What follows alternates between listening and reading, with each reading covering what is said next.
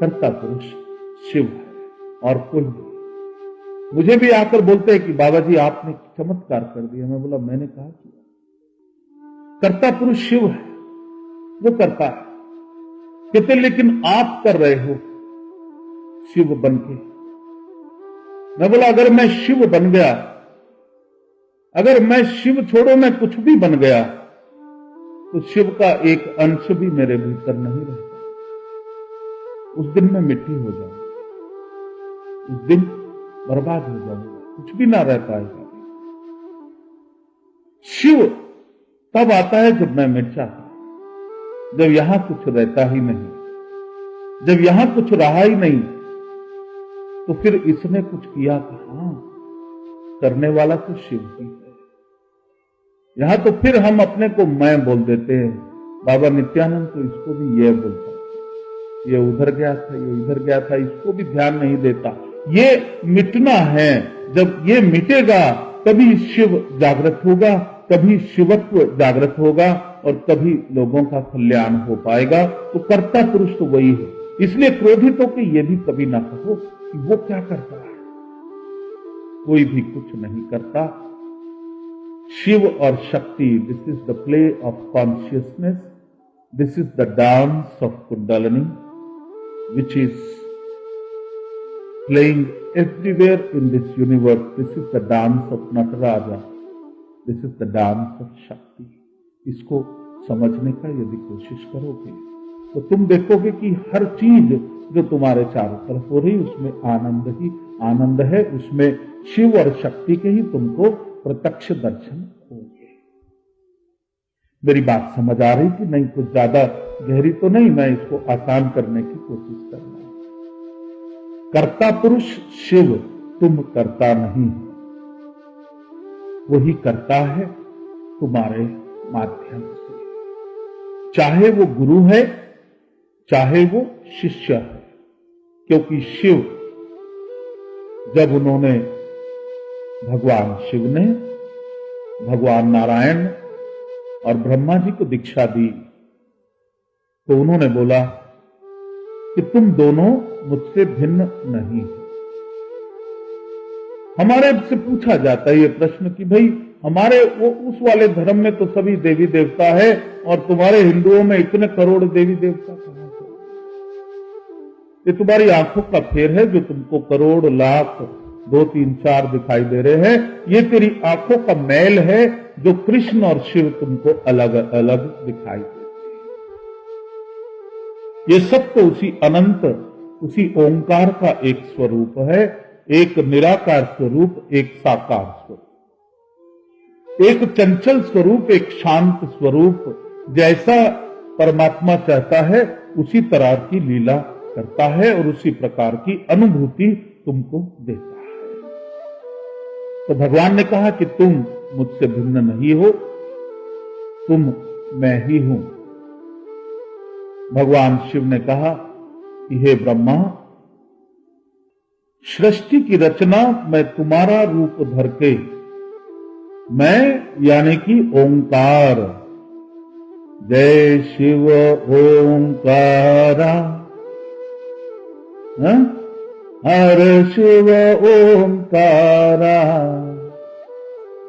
ब्रह्मा विष्णु सदा शिव, ब्रह्मा विष्णु सदा शिव, हर हर हर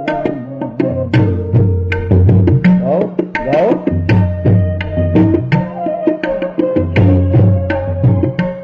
ओम जय शिव ओंकारा, जय शिव ओंकारा, ब्रह्मा विष्णु सदा शिव, ब्रह्मा विष्णु सदा शिव, अर्धांगे धारा, ओम जय शिव ओंकारा, एकानन चतुरा। इसी लाइन को ही बोलते रहो, जय शिव ओंकारा, जय शिव ओंकारा,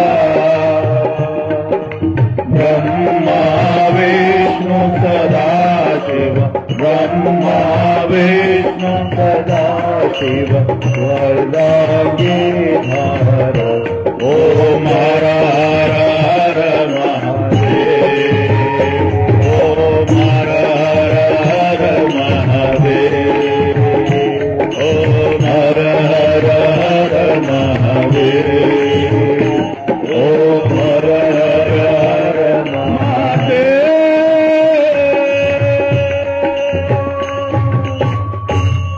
शिव मैं ब्रह्मा का रूप धर सृष्टि का रचना करता हूं। तो ब्रह्मा शिव से अलग नहीं हुए, शिव ब्रह्मा से अलग नहीं हुए, वो शिव तत्व ब्रह्मा में भी है। हे नारायण, तुम्हारा रूप धर मैं सृष्टि का पालन करता हूं। जब सृष्टि में नेगेटिविटी बढ़ जाती है, संभलती नहीं, घोर कलयुग होता है, तो रुद्र रूप धर मैं संहार, मैं ही हूं वो करता कुछ।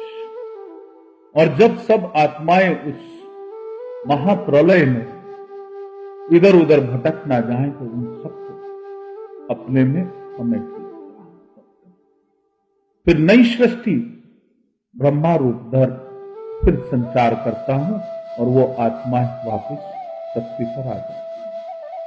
जरा ध्यान से सोचने का प्रयास करो, कितनी महाप्रलय तुम देख चुके हो।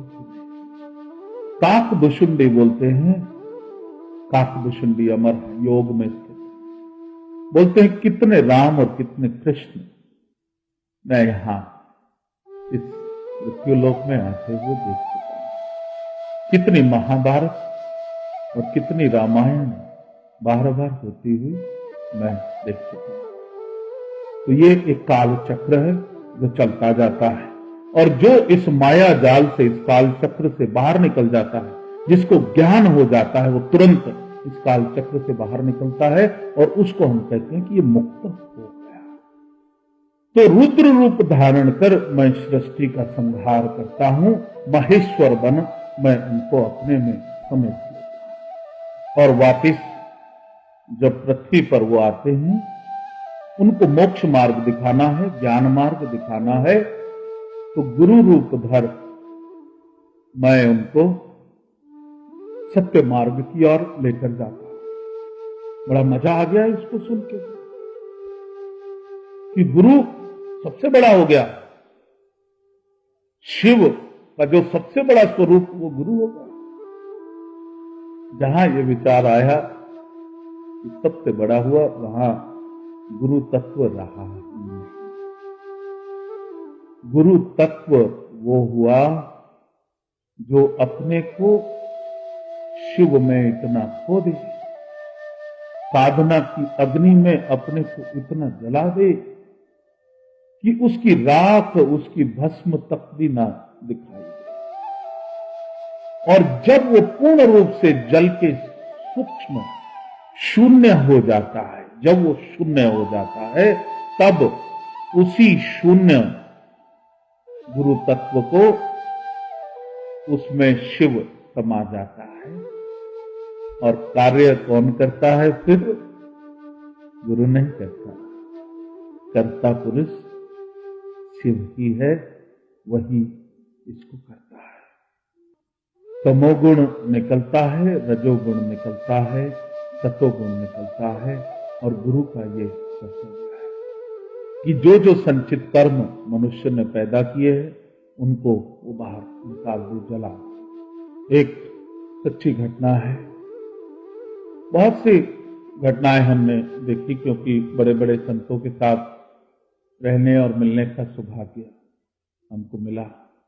सबसे पहला तो बचपन में ही स्वामी जगन्नाथ जी का चमत्कार देखा कि मनुष्य मृत्यु के मुंह में जा चुका है और संत का सानिध्य उसको मृत्यु के मुंह से जीवित हो गया। एक और ऐसी घटना है कि एक आदमी का बहुत ज्यादा कोर्ट कचहरी का केस लड़ा, दुखी हो गया, घर बर्बाद हो गया।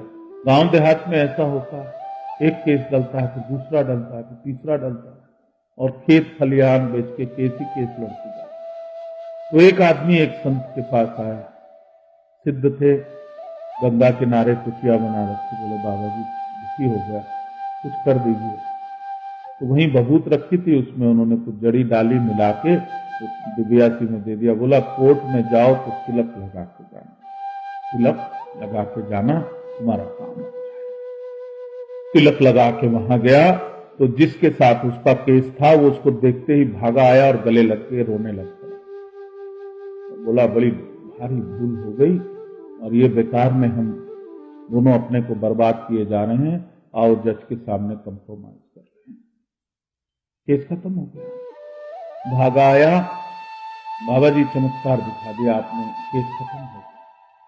तो शिष्य लोग बैठे थे, जब वो चला गया उन्होंने बोला आपने तो चमत्कार दिखा दिया, अब ये मुक्त हो गया।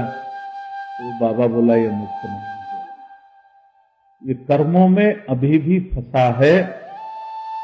कुछ महीने बाद ये फिर कर्मों से वशीभूत होकर लड़ेंगे।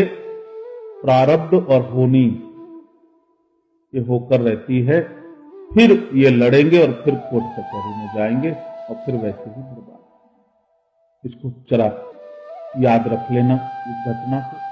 मैं 3-4 घटनाएं बताऊंगा, उसको याद रखें। एक और घटना थी कि एक आदमी को सपना आता, स्वप्न, ट्रेन में जा रहा है और एक्सीडेंट हुआ और वो मर गया। तो गंगा किनारे बहुत से अवधूत बैठे हैं, छोटी छोटी कुटिया बनी, दुनिया से दूर अपने ही ध्यान साधना में। ये वहां गया और बोला महाराज ये मेरे साथ, मैं दुखी हो गया, ये सपना मेरे मन से दूर करिए, मैं रोज अपने को मरता हुआ एक्सीडेंट में देखता हूं। बोले अच्छा ऐसा करो, दूर करते हैं, तुम हमारे यहां रह जाओ, कुछ सेवा करो। वो झाड़ू करता था, सब्जी काटता था, खाना बनाता था। महात्मा जी मजे से ध्यान में बैठे रहते थे, उनको खाना देता और रोज सोचता था ये अच्छा मुफ्त का नौकर महात्मा जी ने, महाराज जी ने मुझे पकड़ लिया है, खूब मजे से बैठा रहता है आंख बंद करके, मेरे से झाड़ू भी लगवाता है, अपने कपड़े भी धुलवाता है, और जो जो काम औरों से नहीं करवाता वो सारे ही मुझसे। मुफ्त का नौकर, बेबाक का मैं फंस गया इसके पास। 10-15 दिन बाद बोला ना तो मेरे को कोई तावीज दे रहा है, ना मेरे लिए कोई हवन कर रहा है, ना मेरे लिए कोई पूजन करवा रहा है, बेबाक का मुझे रखा हुआ है, मेरा बुद्धू बनाया जा रहा है, मेरे सपने का फायदा उठा। तो बोला महात्मा जी मैं घर जाऊंगा। बोला नहीं नहीं अभी 2 दिन और रुक जाओ, सेवा कर रहे हो तुम मेरी। जी बहुत हो गई, बड़े पैर दबा लिया, बड़ी सब्जियां बना के खिला ली, कपड़े धो लिए, सफाई कर ली, बेबाक का मेरे से आपने काम करवाया है, मैं तो चाह। जब वो रुकने का नहीं हुआ तो महात्मा जी ने एक पर्चा निकाला, बोला ऐसा है देख बेटा, तूने इतने दिन सेवा करी है तो ये मेरे लिए दवा लिया। बाजार से दवा लिया, शहर थोड़ा दूर, तो दवा लेने जब वो गया तो उसकी गाड़ी छूटी, उस दिन भी गाड़ी नहीं पकड़ सका। अगले दिन सुबह अखबार में देखता क्या है कि उस गाड़ी का एक्सीडेंट हो गया और कई 100 लोग मृत्यु के मुंह में चले गए। तो वहां उसको वो ज्ञान हुआ, जो महात्मा मुझे यहां बिठाए हुए थे, ये मुफ्त का काम नहीं करवा रहा था, निष्काम सेवा करवा रहा था। उसको ना तो पैर दबवाने की जरूरत थी, ना उसको झाड़ू लगवाने की जरूरत थी, ना ही कपड़ा धुलवाने की जरूरत थी। वो तो जबरदस्ती उसके हाथ से कुछ ऐसा कार्य करवाना चाहता था।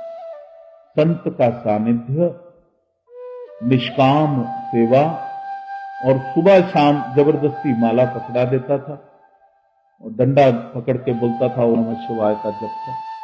इस संत ने उसको अपने पास पकड़ के जकड़ के धर रखा और मृत्यु से उसको बचा के, और वो जो कर्म उसको मृत्यु की ओर घसीटना चाहता था, वो तप के द्वारा, ध्यान के द्वारा, निष्काम सेवा के द्वारा उसने उस कर्म को न्यूट्रलाइज किया, उस कर्म को समाप्त किया। तो एक चीज समझ में आनी शुरू हो गई यहां कि यदि तुम तपस्या करते हो, तप करते हो, तप की अग्नि कर्म को जलाती है। निष्काम सेवा, निष्काम सेवा की अग्नि तुम्हारे कर्म कष्ट को जलाती है। मंत्र जप ये तुम्हारे संचित कर्मों को जलाता है। एक ऐसी ही और सत्य घटना है जिसमें एक साधक अपने गुरु के पास गया। अब ये वाला साधक जो था, जो महात्मा जी के पास था, अब इतना प्रसन्न हुआ, अखबार देख के बोला, महात्मा जी अब तो आपके यहां रुक के मैं सेवा ही करूंगा, मेरा जीवन आपने दिया है, अब तो समर्पण आप ही को हो गया। महात्मा जी ने डंडा उठाया और बोला, साले भाग। गाली दे देते हैं, बड़ी बड़ी मोटी गाली देनी पड़ती है, भगाना पड़ता है, नहीं तो चिपट जाते हैं टांग।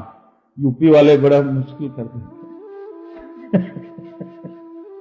तो वो कह रहा है कि अब मैं यहीं रुकूंगा, और वो बोले तू भाग इधर से, और डंडे मार मार, पत्थर मार मार के उसको भगा दिया। क्योंकि महात्मा अब उसके कर्म से अपना कर्म नहीं जोड़ना चाहता। निष्काम भाव से उसने एक कार्य किया, मोह नहीं पैदा करना, उसको अहंकार नहीं पैदा करना, मुझे ये अहंकार नहीं पैदा करना कि मैंने इसकी जान बचाई। मेरे आश्रम में रहेगा तो मेरे सामने 20 बारी बोलेगा, देखो ये महात्मा है, इसने मेरी जान बचाई। मेरे मन में अहंकार पैदा, मेरे लिए दोष का कारण बना। ऐसे ही एक और सिद्ध पुरुष हुए। एक आदमी आया, सेठ था, बहुत बड़ा सेठ। बोला, शांति नहीं मिलती है मन में, सब कुछ कर लिया जीवन में, अब बताएं, मैं पूर्ण रूप से शरणागति हूं, आप मेरे गुरुदेव हैं, जो कहेंगे मैं करूंगा। तो गुरुदेव ने बोला, जाओ घर और जितनी संपत्ति है, जो कुछ है, एक एक कौड़ी दान में कर दो, जब कुछ ना बचे तो मेरे पास आ जाना। बोला, जैसी आपकी आज्ञा, चला गया।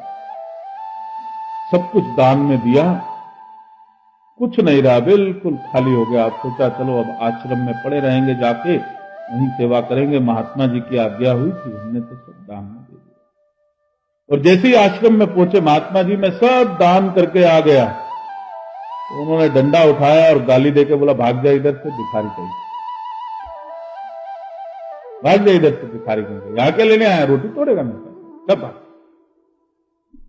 बड़ा हैरान हूं, अच्छी मुसीबत है। अभी तो मुझे गुरुजी कह रहे, मुझे लगा मेरे गुरुदेव मुझे गले लगा लेंगे, लाखों करोड़ों की संपत्ति मैंने जो है दान में कर दी उनके नाम से, और अभी मुझे भिखारी का लाठी दिखाते। ये लीला है। बहुत लोग नाराज रहते हैं सिद्ध मार्ग में, जो भी चलता है उससे ज्यादातर लोग नाराज रहते। क्यों? वो बोलते हैं इसको समझ तो है नहीं, ये कैसा गुरु, ऐसा ही गुरु। खड़ूस से नंबर 1, अनप्रेडिक्टेबल, कुछ भी कर दे। गाली देके भगा दिया, अब जंगल में जाके बैठ गया, अब करूं तो करूं क्या। तो बैठे बैठे बैठे अब कुछ रहा ही नहीं, कुछ हुआ ही नहीं, तो वहीं बोला चलो जो मंत्र दिया था उसी को जप करना शुरू कर दिया। तो करते करते अचानक शक्ति का संचार हुआ और शांति की अनुभूति हुई, एकदम ज्ञान सा, प्रकाश सा कौंध भागा गया और उनके चरणों में लौट गया और बोला, गुरुदेव आनंद ही आनंद है चारों ओर। गुरुदेव ने गले लगाया और बोला, जाके आश्रम संभालना। तो थोड़ी देर हैरान हुआ कि अभी तो मुझे गाली दी थी और हफ्ता 10 दिन के बाद यही गले लगाता है, इसकी गुत्थी कौन सुलझाएगा, ये क्या चक्कर। बोले, महाराज मुझे इसका ज्ञान था। तो सिद्ध बोले कि पहले तुझे धन से मोह था, जो धन तूने कमाया था उससे क्या था, मोह, और वही मोह तेरे दुखों का कारण बना, तो उसको समेटना चाहिए। वो तेरे हाथ से जब दान करवा दिया तो अमृत मंथन शुरू हो गया, तो अब जहर निकलना है। पहला क्या निकलेगा, तमोगुण, जहर, हलाहल, विष। तो मोह खत्म होते ही दूसरा अहंकार का विष तेरे मन में पैदा होता है। अहंकार क्या कि मेरे से बड़ा शिष्य कोई है ही नहीं, गुरुदेव ने एक इशारा किया और मैंने सारी संपत्ति लुटा ली। अब आश्रम में वो हर एक के ऊपर बॉसिज्म जमाएगा। अरे हट परे, तू जानता नहीं मैं कितना जबरदस्त काम करता हूं, मैंने अपना सब धन संपत्ति। तो गुरु को मालूम था कि अब जब ये भागा आया है, जिस प्रकार से इसकी भाव भंगिमा है, गुरुदेव मैंने सब लुटा दिया, तो अब एक अवगुण तो गया, दूसरा उससे भी बड़ा भयंकर दैत्य वो है अहंकार। मैंने आपके एक कहने से सारा का सारा धन लुटा दिया, ये दूसरा अहंकार है। तो इस अहंकार से ग्रसित ना हो इसलिए उसने गाली देके बोला भाग जाए। अब जंगल में किस पे अहंकार दिखाएगा, किस पे मैं दिखाएगा? अब मैं भी नहीं बची, धन भी नहीं बचा, गुरु भी नहीं बचा, कुछ नहीं बचा। गुरु की शक्ति अब चारों तरफ काम कर रही है और अपने आप उसको ज्ञान होना शुरू। तो गुरु का एक ही चेष्टा रहती है, शुद्ध भावना। उसकी भावना एक ही चीज है, एक ही इंटेंशन है उसकी कि तुम्हारा आध्यात्मिक उन्नति हो जाए। या तो तुम आध्यात्मिक उन्नति कर लो या भाग जाओ, या वो भाग जाएगा या आध्यात्मिक उन्नति हो जाए। एक और साधक गुरु के पास गया तो बार बार वो कहे मैं जाऊं, उसने बोला नहीं तुम अभी नहीं जाओ, यहीं रुको यहीं रुको, बड़ा मुंह दिखा रहा। बोला ठीक है नहीं जाता।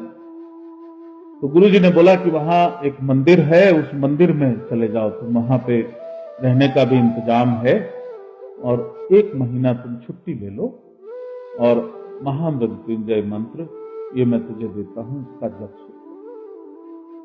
महामृत्युंजय मंत्र का उसने जप प्रारंभ कर दिया और जप करते करते कुछ दिन के बाद, 10-15 दिन के बाद उसको तीसरे नेत्र से प्रकाश दिखाई देना शुरू हो गया। एकांत में ध्यान कर रहा था, अल्प भोजन कर रहा था, गुरु की आज्ञा का पालन कर रहा था। तो अचानक जो तीसरा नेत्र खुला तो उसके अंतर मन में, उसके चित्त में जो बैठा हुआ कर्म था वो उसको दिखा, प्रारब्ध उसको दिखा। और प्रारब्ध क्या था? वो उसके आश्रम की एक और अम्मा है, उसके साथ गाड़ी में जा रहा है हाईवे के ऊपर। इतने में सामने से एक गाड़ी सड़क उस तरफ ना होके इसी तरफ से गलत डायरेक्शन में तेजी से चलती हुई आ रही है और दोनों का हेड ऑन कोलिशन। घबरा के एकदम ध्यान से उठ गया कि ये क्या मुझे दिख रहा। फिर ध्यान में बैठ जाए, गुरु की आज्ञा। ऐसे करते करते 1 महीना उसका बीता। उसके बाद गुरु से आज्ञा ली और चला गया। कुछ दिन के बाद वही अम्मा जो उसको दृष्टांत में दिखी थी, तब तक ये घटना भूल चुका था। गाड़ी में उसके साथ बैठा हुआ, हाईवे पे बहुत तेज गाड़ी, ये आपका पूना हाईवे पे तो 120 और हमारे राज्य हो तो 160 180। हम बैठते तो गाना गाते रहते, गाड़ी वाले गाड़ी धीरे, क्योंकि बहुत तेज गाड़ी चलती कार रेस। तो तेज गाड़ी, इतने में वो रॉन्ग साइड से वो दूसरी गाड़ी बड़ी तेजी से आ रही। अचानक उसको ध्यान आ गया कि अरे ये दृष्टांत को मैं देख चुका हूं, गुरुदेव भली करो, आज तो मृत्यु सामने है और यही मैंने देखा था और यही अम्मा बैठी गाड़ी चला रही थी और इसी के साथ मैं हूं और सामने उसी रंग की गाड़ी और वही सड़क और यही सब कुछ दृश्य एकदम बिल्कुल वैसे के वैसे। आज मृत्यु निश्चित। आंख बंद करके वही जप जो गुरु ने दिया था देना शुरू कर दिया। इतने में देखता क्या है कि दोनों गाड़ियों के बीच एक विशाल पुरुष सफेद कपड़े पहने हुए, दोनों गाड़ियों को उसने ऐसे कर दिया और उसके बाद एक बिजली सी कौंधी मालूम नहीं। और थोड़ी देर बाद आंख खुली तो देखता क्या कि बाजू में घास है, उस पे वो भी बैठा हुआ है और वो अम्मा भी बैठी हुई है और दोनों गाड़ियां बिल्कुल आजू बाजू रुकी हुई हैं, जैसे किसी ने उनको पास आने से रोक दिया हो। स्पर्श मात्र हुआ है, ना टकराव ना कुछ। तो उसको वो पंक्तियां याद आ गई गुरु गीता की कि गुरु जो है श्वेत वस्त्र पहने हुए, वो उसका जो गुरु ध्यान करते हैं, तो जिस प्रकार से गुरु ध्यान करते हैं वैसा ही रूप उसको अपने गुरु का दिखाई दिया और उसने उसको नहीं रोका। धन्यवाद दिया, गाड़ी में बैठे जैसे कुछ हुआ ही नहीं। कुछ समय के बाद आश्रम में आए, वो अम्मा भी साथ में थी। अचानक अम्मा का बर्ताव बदल गया। वो जितने आश्रम में लोग थे उनसे झगड़ा चालू हो गया। हर एक में उसको मैल दिखाई देना शुरू हो गया। ये दुष्ट है, ये बुरा है, ये बेईमान है, ये घमंडी है, ये सब लोग बेकार है। और एक दिन वो देखता क्या है कि वो अम्मा आई और बोली, ये जो तुम्हारा गुरु है ये भी नालायक है, ये पक्षपात करता है, इसके पास कोई शक्ति वक्ति नहीं है, और मैं ये आश्रम छोड़ के, ये मुसीबत छोड़ के, ये जंजाल छोड़ के, यहां सारे गंदे लोग रहते हैं, it is full of highly politics, मैं जा रही हूं। छोड़ के चले।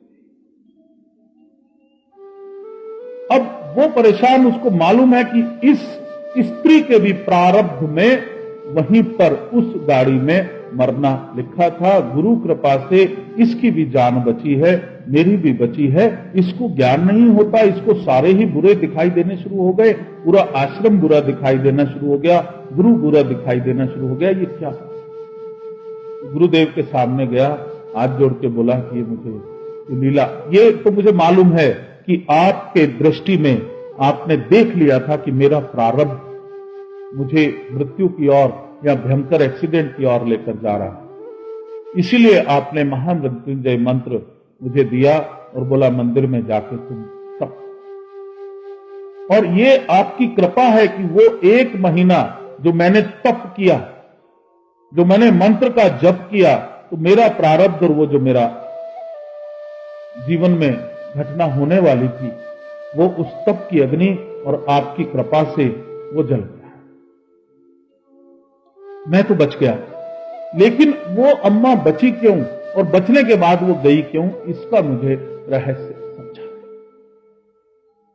तो गुरु ने कहा कि जब जब साधक साधना करता है तो उसके चारों तरफ, और खासकर महामृत्युंजय साधना, जब वो गुरु से मंत्र लेकर दीक्षित होके महामृत्युंजय साधना करता है तो उसके चारों तरफ जो आभा मंडल बनता है, उसमें कोई भी मृत्यु या ऐसी बुरी शक्ति, नेगेटिव शक्ति, कष्ट देने वाली शक्ति उस आभा मंडल में आ ही नहीं सकती।